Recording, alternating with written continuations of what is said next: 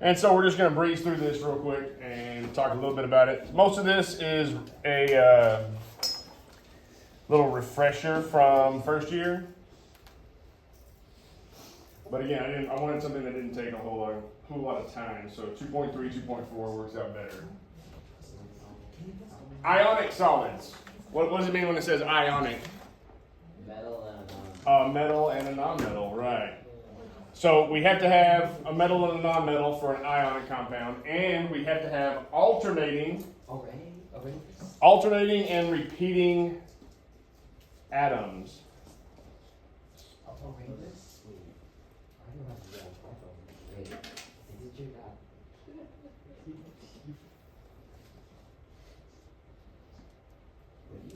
So they have to alternate and repeat because we have to have cation, anion, cation, anion, back and forth, back and forth, back and forth.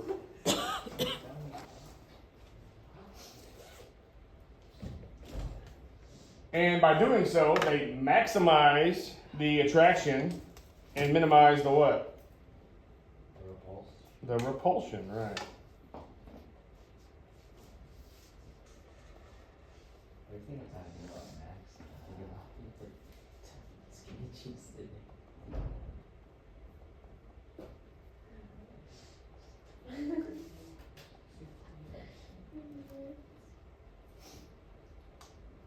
So a couple of things we're going to look at in this little section, 2.3, 2.4, is the size of the ion. Which ones are bigger, anions or cations?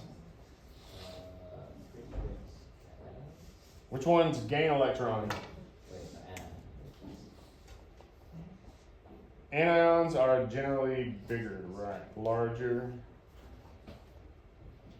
than cations. Because anions gain an electron, the electrons pull further away from the nucleus. It creates a bigger ionic state than it was as a neutralized atom. Whereas cations, the opposite. They lose an electron, their protons pull them in closer, they become smaller. But in order to form an ionic lattice, is what they call it, you have to alternate between cations and anions.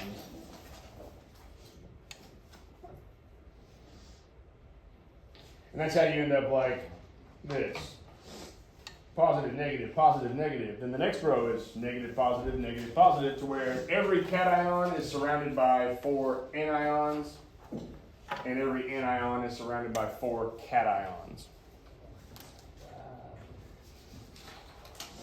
Now, we covered this in first year. Ionic solids produce a lattice.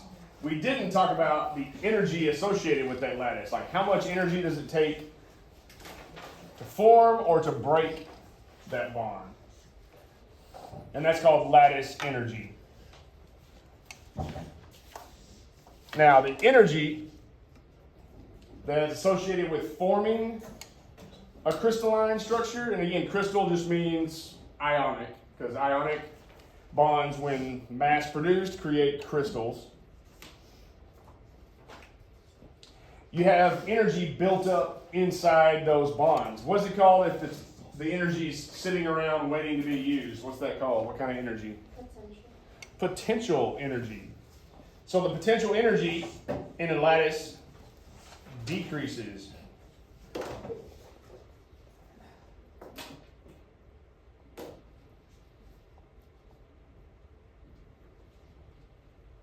When ions come together to form a lattice.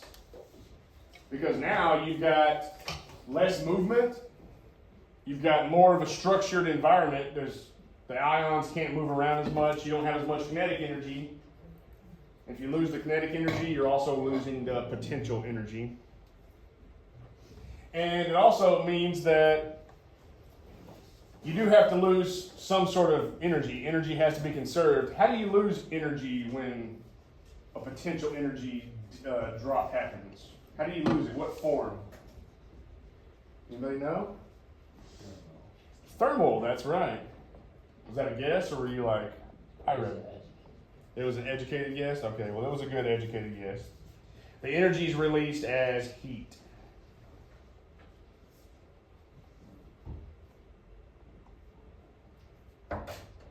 an example of this would be like you drop a basketball. After it bounces, it's never going to bounce up to the same spot. And since it doesn't bounce at the same spot, that means it doesn't have the same potential energy. But if you drop it 100 times and you feel the ground, you're going to feel a little bit of heat, a little bit of warmth to that ground.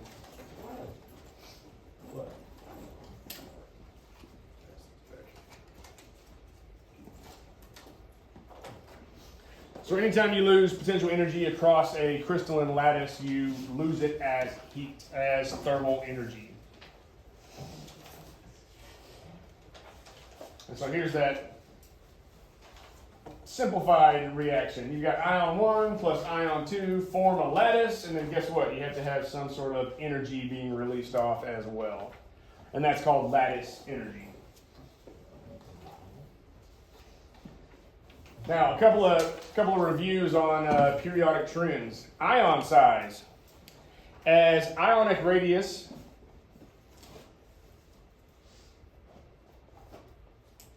increases,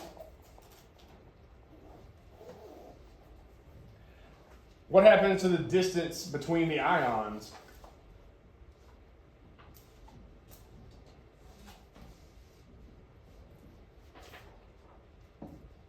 You got a radius that's increasing, meaning are they getting closer together or are they getting further apart? They're getting further apart. The distance between the ions also increases.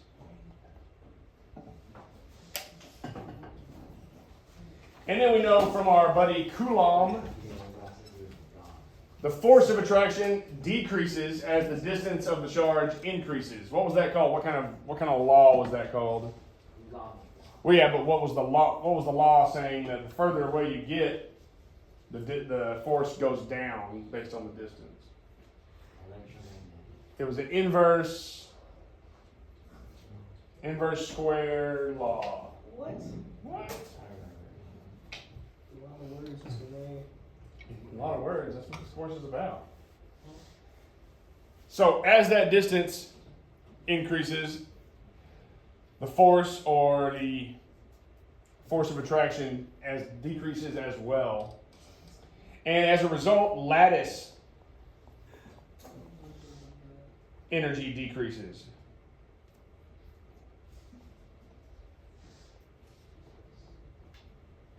So a big old large ionic radius is going to have less energy than a small, not so large ionic radius.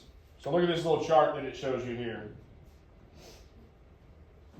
Sodium fluoride, sodium's pretty small, so is fluorine. 201 kilocalories per mole for lattice energy. Whereas you go up a little bit, you take sodium, same size cation, but you put it with iodine, a much larger anion, and you only have 159 kilocalories per mole. Well, what does that mean? Yeah, it takes less energy, but what does a low energy mean? Why do we need to know this, Mr. May? Well, that affects things like melting points. And the stronger or the more higher lattice energy have higher melting points. That shouldn't be a surprise. The harder it is to break something, the harder it is to melt it. You would expect a high energy associated with that. So lattice energy directly ties into things like melting and boiling points. Also, ionic charge, the other part of Coulomb's law, tells us that when you increase the magnitude of the charges, the force of attraction increases. So when the charge of the ions are greater,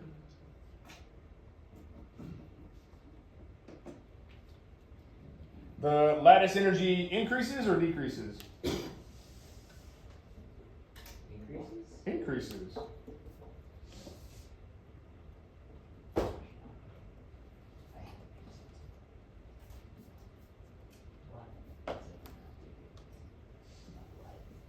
So look at the second table here. It says magnesium and chlorine come together to form a bond.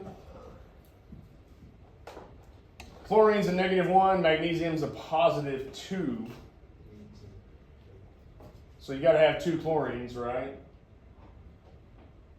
But you've got a +2, a -1. Next compound, magnesium oxide,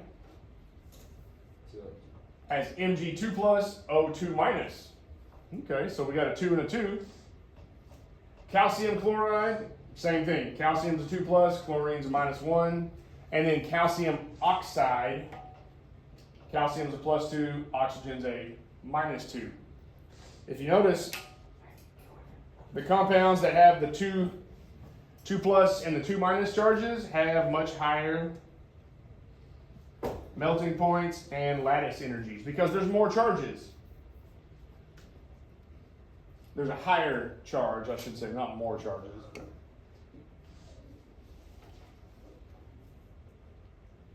And then those 2 compounds that have a 2 plus and a 1 minus, they have a little bit lower lattice energy and therefore a lower melting point. Look at that melting point for magnesium oxide, 2,852 degrees Celsius. What is that Kelvin? That's pretty hot. I don't really know. That's like hotter than Texas. Oh my god.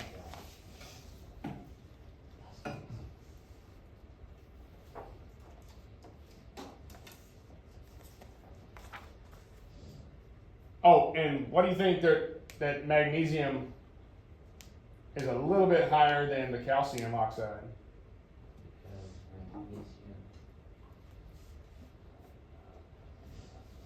is smaller. It's smaller, right. Closer you are, the more lattice energy there is. Now, it's not a whole lot smaller than calcium, but it is a little bit. Now they want us to draw a particulate diagram for magnesium chloride and strontium chloride. So let's find these on the map first. Magnesium, what's magnesium's atomic number? 12. What's its charge? +2. What about chlorine? What's chlorine's atomic number?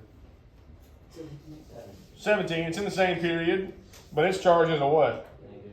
-1. So when we're drawing a particulate diagram, who's going to be bigger, chlorine or magnesium? Huh? Who's going to be bigger, chlorine or magnesium?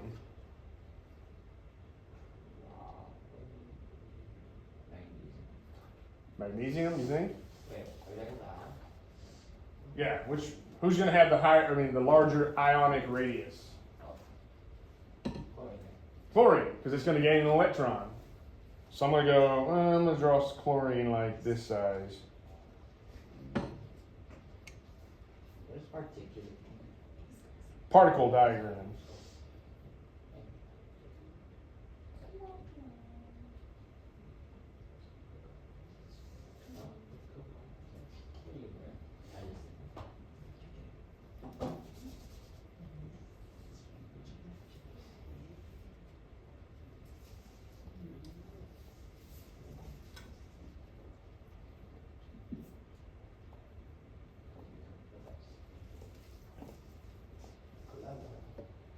And then I don't know if I can draw this small enough, so I'm going to go whoop. Mg2 plus.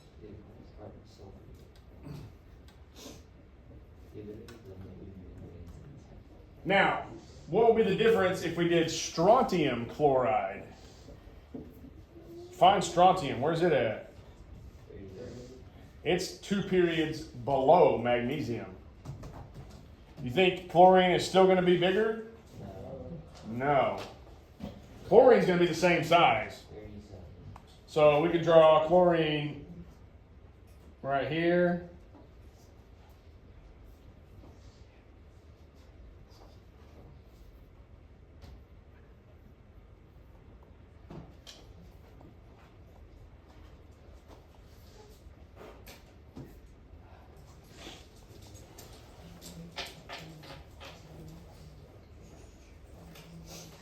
So the further down we go, the higher or the larger our ionic or atomic radius gets. But if we're in the same period, we can assume anions are going to be bigger than cations. Does that make sense? Yeah, maybe? Okay, which ionic solid would have a greater lattice energy?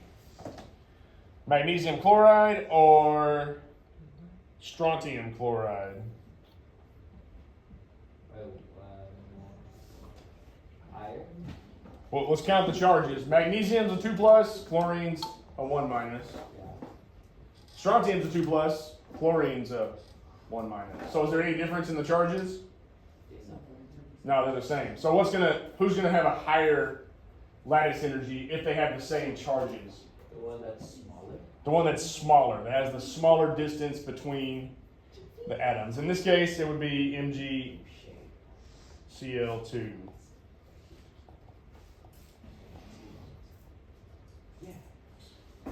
It's smaller.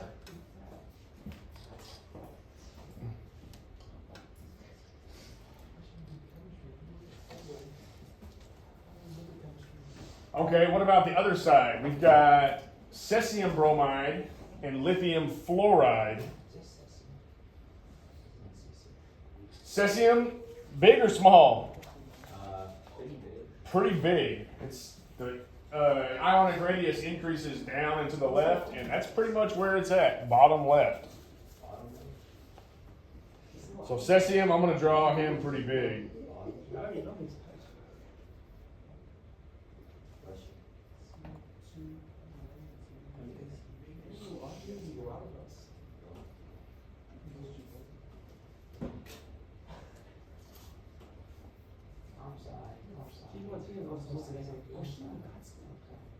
Really? You're going to stop working all of a sudden? You should write down versus phase and Oh, I didn't get it all out. it kind of worked. It kind of worked.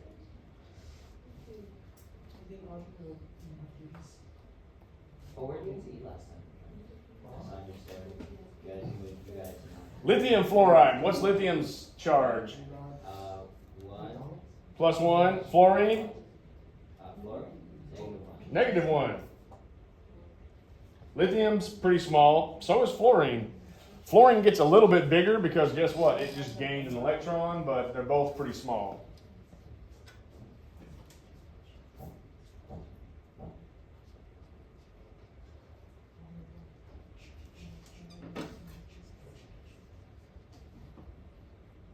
Honestly, all these are the same scales.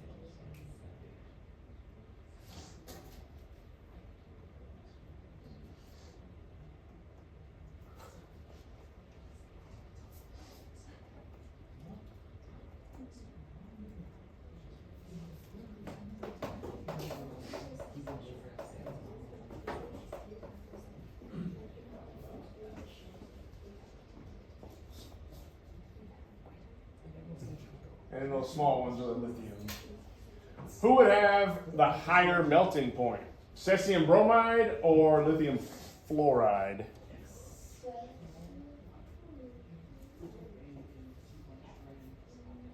Do they have different charges? Cesium's a plus 1, bromine's a minus 1. Lithium's a plus 1, fluorine's a minus 1. So charges are the same.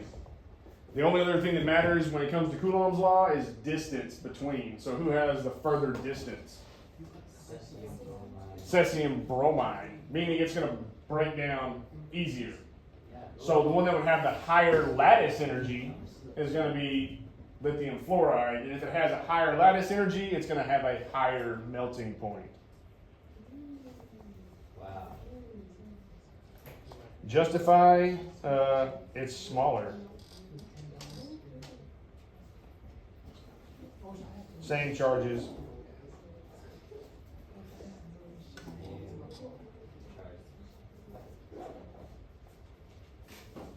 Same charges in both, but lithium fluoride is smaller. Questions on that? No. No? No. Okay, look at these compounds. Let's see, we're going to arrange the ones on the left in increasing lattice energy. So we're going to start with the least and go up to most. Or that doesn't sound right. I'll say highest. Which of these compounds do you think would have the lowest lattice energy? Lowest charges, biggest molecule. So we can go through and just mark them real quick.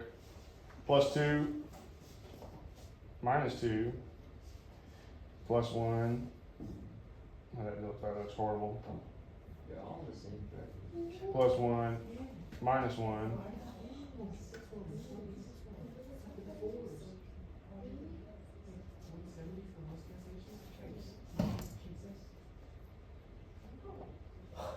So we got 2 +1 -1s and 2 +2 -2s, right? Which of those is going to be the lower lattice energy? The +1 -1s or the +2 -2s?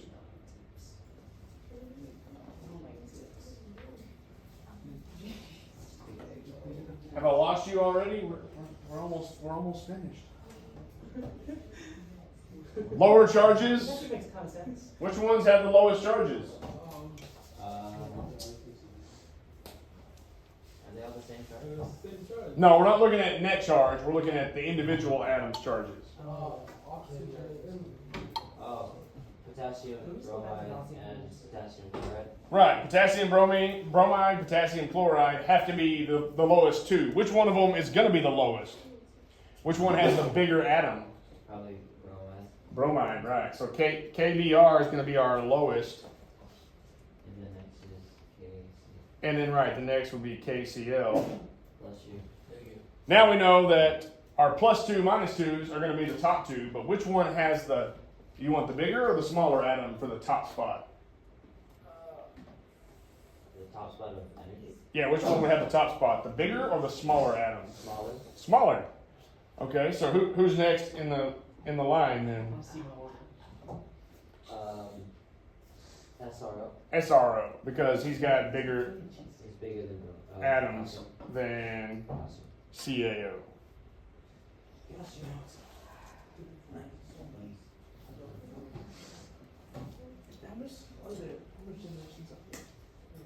Okay, they switched it up a little bit over here. They say which one has the highest melting points. So we want least, highest again.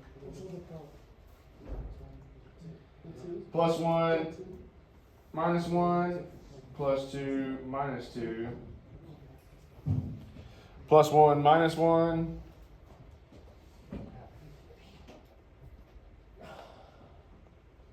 So same scenario. So which two are going to be numbers 1 and 2 when it comes to starting off at the bottom? Which two compounds? KCl and RBDR, right. Now, of those two, which one has the bigger atoms? Rubidium bromide, right? So that's going to be our lowest. Last place, sorry. And then next up is what? Potassium chloride. KCl. Okay, so the +2 charges are going to have the higher lattice energy. Which one is going to be the highest, the bigger or the smaller atom? The small. The smaller atom, right. In this case, which one is the smallest? Calcium oxide. Calcium. So next up is going to be SRO, and then, that looks horrible. And then calcium oxide is going to take the top spot.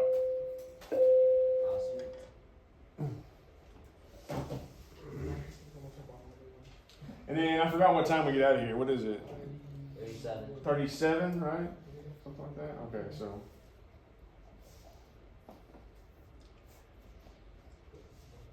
This next part, circle each one with the greater lattice energy. Let's move quick. Sodium chloride, potassium chloride. Sodium chloride. Sodium, why? It's salt. Because it's salt. It's salt. Because Na smaller than K. Lithium fluoride or lithium chloride? Fluoride. Same thing. Fluorine, smaller than chlorine.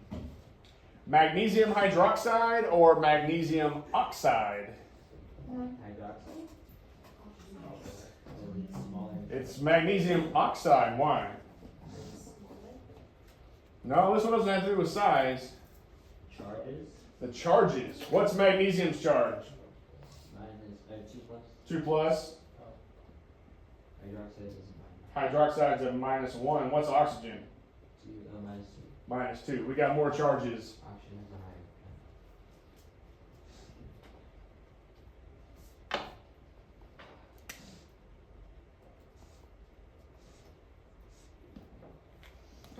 Iron 2 hydroxide or iron 3 hydroxide? So, iron 2. Iron 2? Iron 2 is a +2 and a -1. What's iron 3? Oh, it was higher.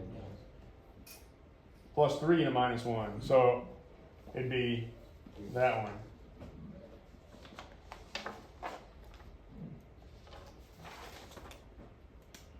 Sodium chloride or sodium oxide?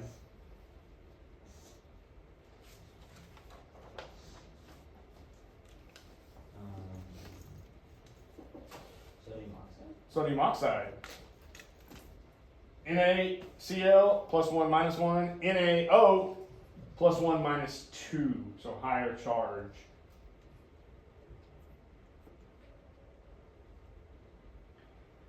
Also, MgO or BAS? What were you saying, Preston?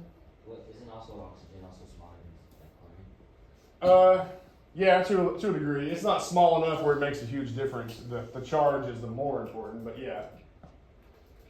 Magnesium oxide +2 -2. Barium sulfide +2 -2. Okay, so charge isn't what we're dealing with. Which one's going to be larger?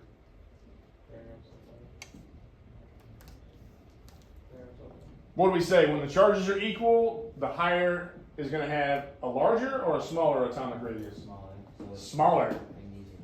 So it's MgO, right? Those are smaller size.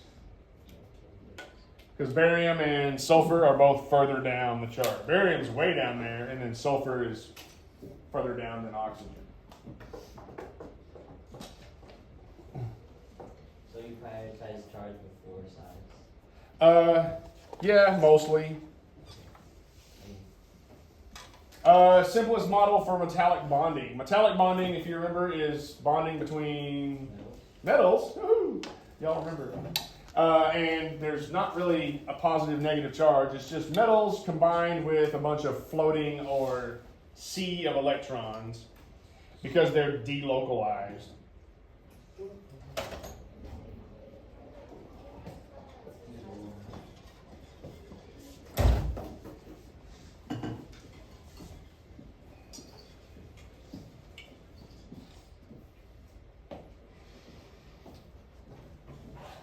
So the electrons are delocalized, meaning they're not bound to one particular metal ion. They just kind of float around. That's why they call it a sea of electrons. But more importantly, what we're concerned with are alloys. Alloys are more than one metal combining to form a stronger metal. You get the best properties of each. So metals can easily form alloys. And again, it's a mixture of metals. There's a wide variety of them, but generally alloys make them stronger and harder.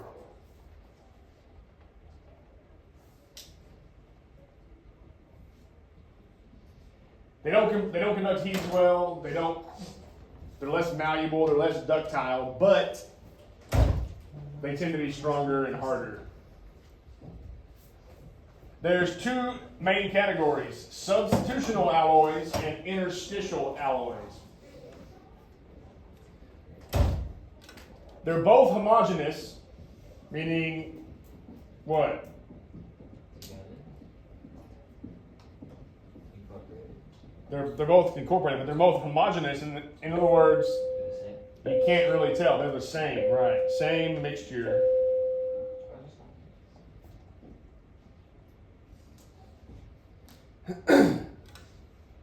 And it's generally determined by their size, their atomic size.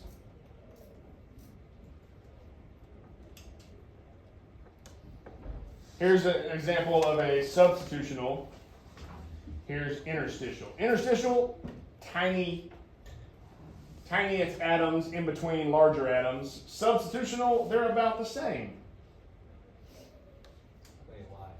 Well, that's what we're about to say.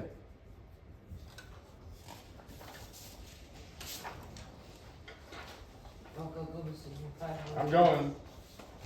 Substitutional alloys are formed when two metallic components have similar atomic radii.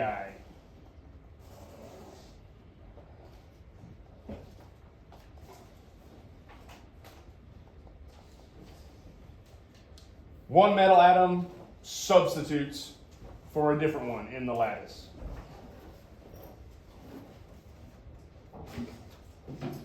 Any ideas why they call them substitutional alloys? Because they substitute, right. The best example of this is brass.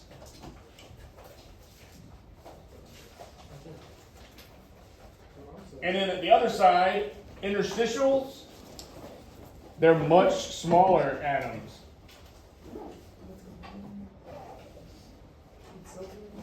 And the best example of this is steel. So carbon is a lot smaller than iron, but when you put carbon and iron together, you get this nice, strong substance, what we call steel. Isn't carbon not a metal? Right, carbon's a non-metal. That should be metal. Well, it doesn't have to be metallics. You can have non-metallics, but generally just metallics. All right, last thing, carbon. Copper, 145 picometers. I'll go ahead and save you the time. And tin is 145 picometers. What type of alloy would they form? They'd form a substitutional. Why? They're similar in size.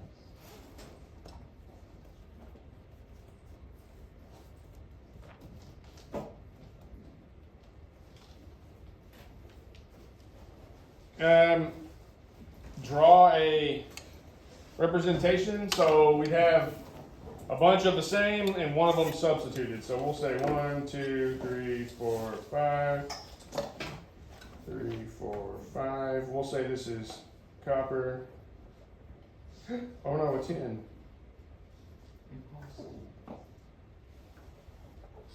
Tin. Something like that. Pretty easy. Make sense?